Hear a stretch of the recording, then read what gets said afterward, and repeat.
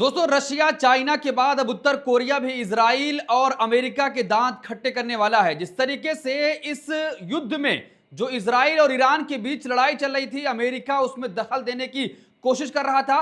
Trump पहले दिन से ही धमकी दे रहे थे, लेकिन ईरान ने उसका मुंहतोड़ जवाब दिया। अब ईरान के साथ रशिया, चाइना और उत्तर कोरिया भी खुलकर समर्थन में आ गए हैं। यहां तक कि उत्तर कोरिया ने तो यह कह दिया है कि इजराइल दुनिया के लिए अशांति बन गया है, दुनिया के लिए जहर बन गया है। दोस्तों, पूरी तरीके से अब अमेरिका और इजराइल की बड़ी हार होने जा रही है और तीनों देश के नेताओं ने यह साफ कह दिया है कि अगर अमेरिका खुलकर हमला करता है तो अमेरिका को कहीं का छोड़ा नहीं जाएगा। यानी दोस्तों, अब लगातार ईरान मजबूत होता हुआ दिखाई दे रहा है, लेकिन इसके नतीजे क्या निकलेंगे वो भी कह देना बहुत बड़ी बात होगी।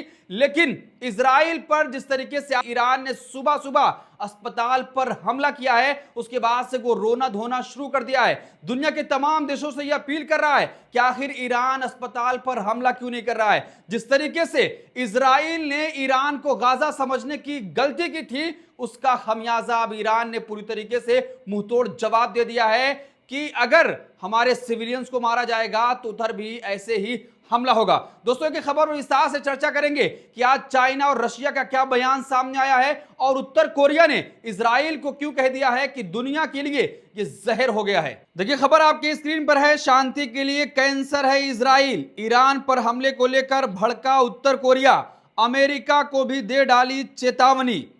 उत्तर कोरिया ने ईरान पर इजराइल के हमले की निंदा की है। उसका कहना है कि इजराइल पूरी दुनिया और मध्य पूर्व की शांति और सुरक्षा के लिए खतरा है। उन्होंने अमेरिका और यूरोपीय देशों को भी चेतावनी दे दी है। यानी दोस्तों, अब साफ तौर पर उत्तर कोरिया भी ईरान के समर्थन में खुलकर खड़ा हो गया है। जहां पहले दिन से चाइना, रशिया, टर्की और जो मुस्लिम देश हैं वो भी इस हमले की निंदा कर रहे थे, लेकिन अब उत्तर कोरिया भी खुलकर ईरान के समर्थन में खड़ा हो गया है और इजराइल को दुनिया के लिए कैंसर बता दिया है। दोस्तों, आप अंदाजा लगाइए कि जो नेतन्याहू दुनिया के देशों से समर्थन हासिल करना चाहते थे, लेकिन एक एक करके देश अब उनका साथ छोड़ते चले जा रहे हैं। देखिए, ईरान और इजराइल में चल रहे युद्ध ने पूरी दुनिया में तीसरे विश्व युद्ध का खतरा बढ़ा दिया है। इस बीच उत्तर कोरिया ने कहा है कि इजराइल मिडिल ईस्ट की शांति के लिए कैंसर है और दुनिया की शांति सुरक्षा को बर्बाद करने वाला मुख्य अपराधी है। यानी कि उत्तर कोरिया यहीं तक नहीं रुका, बल्कि नेतन्याहू को अपराधी तक बता दिया गया है। जिस तरीके से गाजा में उन्होंने किया, तकरीबन 2 सालों से लगातार वहां पर बमबारी जारी है। स्कूलों और अस्पतालों को निशाना बनाया गया, मासूम बच्चों को मारा गया, महिलाओं को टारगेट किया गया और जब राहत सामग्री बांटी जा रही है तो ऐसे समय में वहां पर गोलीबारी की जा रही है। लगातार दुनिया के देश उसकी निंदा कर रहे थे, लेकिन नेतन्याहू के खिलाफ कोई भी इतना कड़ा शब्द नहीं बोल पा रहा था। उत्तर कोरिया के नेता ने साफ तौर पर यह कह दिया है कि इजराइल दुनिया के लिए कैंसर है और शांति जो बनी हुई है उसको बढ़ाने में और अशांति फैलाने में ये अपराधी सबसे बड़े माने जा सकते हैं। देखिए, उत्तर कोरिया के नेता किम जोंग उनके एक प्रवक्ता ने ईरान पर इजराइल के हमले की निंदा करते हुए उसे मानवता के विरुद्ध अपराध बताया है और चेतावनी दी है कि इससे अस्थिर मध्य पूर्व में व्यापक युद्ध छिड़ने का खतरा है। कोरिया की सरकारी समाचार एजेंसी KCNA के मुताबिक देश के विदेश मंत्रालय के प्रवक्ता ने एक बयान जारी कर कहा कि उनका देश ईरान के नागरिकों, परमाणु और ऊर्जा स्थलों पर इजराइल के सैन्य हमलों पर गंभीर चिंता जताता है और इसकी कड़ी निंदा करता है। दोस्तों, कल जिस तरीके से हमने आपको दिखाया था कि राष्ट्रपति ट्रंप ने साफ तौर पर ईरान को धमकाने की कोशिश की थी, लेकिन ईरान के सुप्रीम लीडर ने उसका मुंहतोड़ जवाब दिया था और कहा कि आप ऐसे कौम को डराने की कोशिश कर रहे हैं जो मौत से डरती ही नहीं है, बल्कि ईरान अपना बदला लेकर रहेगा। जो यहां के लोगों को मारा गया है उसका बदला लिए बगैर चुप और शांत नहीं बैठा जाएगा। और राष्ट्रपति ट्रंप के बयान का मुंहतोड़ जवाब दिया गया। उसके बाद से ही अमेरिका के खिलाफ अब ईरान जंग शुरू करने जा रहा है। जैसे ही यह खबर दुनिया के देशों को लगी कि अमेरिका भी ईरान पर हमला कर सकता है, दुनिया के देश अब ईरान के समर्थन में कहीं ना कहीं खड़े होते हुए नजर आ रहे हैं। उत्तर कोरिया के नेता ने साफ तौर पर यह कह दिया है कि मानवता के खिलाफ यह अपराध जो इजराइल कर रहा है उसको कभी भी बर्दाश्त नहीं किया जा सकता है। लेकिन आज जिस तरीके से संयुक्त प्रेस वार्ता चाइना और रशिया की हुई है, उन्होंने साफ तौर पर अमेरिका को धमकी दी है कि अगर अमेरिका कोई ऐसी गलती करता है और डायरेक्ट वो इस युद्ध में शामिल होना चाहता है, तो उसके परिणाम बहुत ही भयानक हो सकते हैं और अमेरिका को भी कहीं ना कहीं बड़ा नुकसान उठाना पड़ेगा।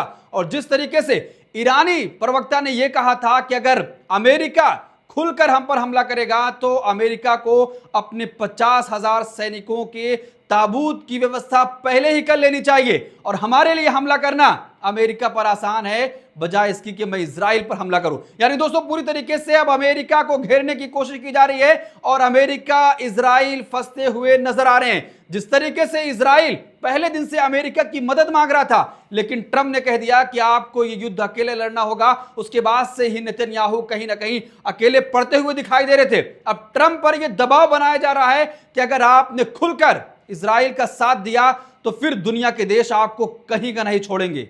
देखिए, एक तरफ जहां उत्तर कोरिया ने खुली धमकी अमेरिका और इजराइल को दे दी है, तो वहीं पर चाइना और रशिया ने भी खुली तौर पर चेतावनी दे दी है कि अगर ऐसा होता है तो उसके परिणाम बहुत ही भयानक होने वाले हैं। रूस, चीन की अमेरिका को खुली चेतावनी, हालात हो सकते हैं गंभीर। ईरान इजराइल युद्ध के बीच रूस और चीन ने अमेरिका को खुले तौर पर चेतावनी दे दी है कि अगर उसने सीधा हस्तक्षेप किया तो हालात पूरी दुनिया के लिए तबाही बन जाएंगे। रूस ने कहा कि अमेरिका की हरकतें विश्व को मिलीमीटर की दूरी पर खड़ी तबाही की ओर धकेल रही हैं। इसी बीच अमेरिका के डूम्सडे प्लेन E-4B को उड़ते देखा गया है, जो परमाणु युद्ध की स्थिति में उपयोग होता है। पुतिन और शी की आपात वार्ता, अमेरिका से कहा कि ईरान पर हमला न करें। रूस और चीन के शीर्ष नेताओं ने पुतिन और शी जिनपिंग ने ईरान पर संभावित अमेरिकी कार्रवाई पर गहरी चिंता जताई है। दोनों देशों ने अमेरिका को आगाह किया है कि वो ईरान पर हमला न करें, नहीं तो पश्चिम एशिया की स्थिति और विस्फोटक हो सकती है। रूसी विदेश मंत्रालय ने भी इजरायली हमले की निंदा करते हुए कहा कि अमेरिका अगर सीधे हमला शुरू करता है तो परिणाम इसके बेहद ही खतरनाक होंगे।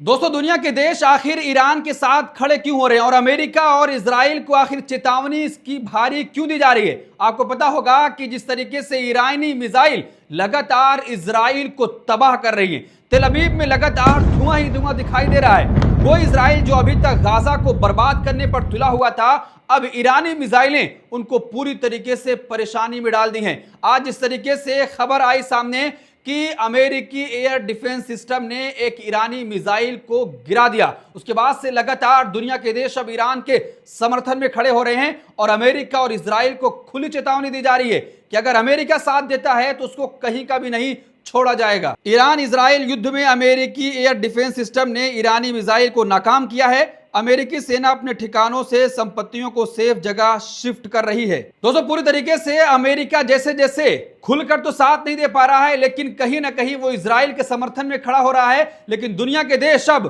खुलकर उसको चेतावनी दे दी है और ट्रंप जिस तरीके से दुनिया को डराने का काम कर रहे थे, तो अब शी जिनपिंग और रूस के राष्ट्रपति पुतिन और उसके बाद उत्तर कोरिया के नेता, टर्की और मुस्लिम देशों ने भी कहीं ना कहीं इस हमले की निंदा की है और अमेरिका को यह मैसेज देने की कोशिश की जा रही है कि अगर वो इस जंग में बाज़ाब्ता कूदता है तो फिर उसकी परेशानी और भी बढ़ जाएगी। दोस्तों, आज इस तरीके से अमेरिका को खुली धमकी मिली है, इस धमकी पर आप क्या सोचते हैं? आपकी क्या राय है? क्या ईरान और मजबूत होगा और इजराइल पर जो हमले अभी तक हो रहे हैं उसकी बढ़ोतरी और ज्यादा हो जाएगी लगातार और मिसाइल दागे जाएंगे? और तेल अवीव जिस तरीके से तबाह हो रहा है, वहां पर धुआं धुआं दिखाई दे रहा है, कितनी जो बुलंद इमारतें हैं वो आपको जमींदोज होते हुए दिखाई देंगी। जो तस्वीर अभी तक गाजा से आ रही थी, अब वो तेल अवीव से आ रही है। तो जिस तरीके से आज अमेरिका और इजराइल को बड़ी धमकी मिली है, इस पूरे मामले पर आप क्या सोचते हैं? आपकी क्या राय है? कमेंट बॉक्स अपनी राय जरूर दें।